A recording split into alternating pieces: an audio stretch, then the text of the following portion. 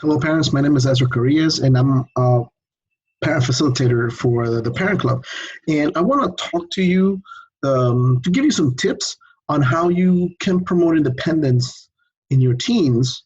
Um, and well, independence is just like how it sounds. You know, the ability for the teen or our sons or daughters to be able to live on their own in a sense, because we know eventually one day our children will grow up and they will leave the house, and be it because they um, are married and then they move out of the house. Maybe they go to college and they just move out of the house, and what we have to do is make sure that they have all the skills necessary, everything they need, so that they can be independent. It might seem silly, but we know of some college students who leave their house and they don't know how to cook, or they don't know how to do laundry, and that could be a problem for them, because when they're over there, like, in, let's say that they moved out because of college, the pressure of their studies, the pressure of school, they're moving far away from their support system, that adds stress to them.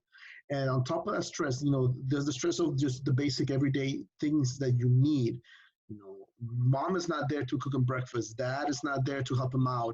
They have to do their own laundry and all that stuff. So if they don't know how to do that, they have to figure it out, and that will add more stress into their lives. That's just on the short term, and also, especially right now, because of the situation that we're in. We're all in the house, and independence. If your teen is independent, if the teen is responsible, you don't need to be on top of them, telling them what they need to do. So they can carry on without having to rely on you all the time. So that means that you, as a parent, your stress level goes down. So what can you do to promote independence in your teens? So you can uh, give them chores, give them tasks that they can do by themselves. And stress it. At the beginning, they might fight you because they don't want to do it for whatever reason. So, for example, if you're having trouble, because the whole point of the chores, yes, is to, let's say, keep the house clean, but also they need to learn this life skill that they're going to use later on. So, give them a reward in order to incentivize them to do this chore that you want them to do. I know that eventually, if you put pressure on this, and put pressure on them in the sense that you gotta be on top of them, telling them you need to do the shore, you need to do the shore, and eventually you're gonna create a habit in them, and this habit is gonna, once the habit is there, you're not gonna have to stress that much about, getting for them to get the chore done. So what you try to create this habit, and at the beginning it's hard because it takes discipline, it takes whatever it may be, whatever the shore might entail, and they're not used to it because this is the first time that you're giving it to them. So there's the stress, like, I don't want to do it, I don't know how to do it, maybe you should do it. Like, no, we need to stress so that they can do it, so they can learn it. And in the beginning, you have to reward them maybe a little bit, like bribe them a little bit, give them a prize, give them something that they want.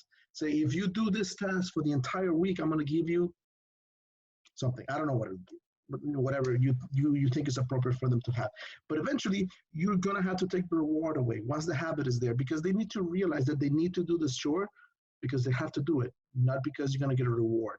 So what we're trying to do is create all this series of habits of habits and skills that they're going to need when they leave the house. And also, we also want them to understand that they have to carry out stuff without having somebody on top of them, telling them what to do all the time. Because if you are on top of them, telling them what to do all the time, that's going to stress you out, and then they're going to be stressed out as well.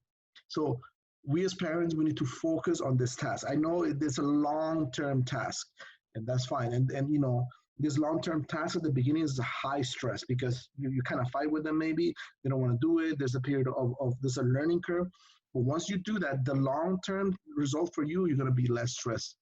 So, and especially that works especially well during this time that everybody's cooped up in a house, and, that everybody needs to, some quiet time, some time apart.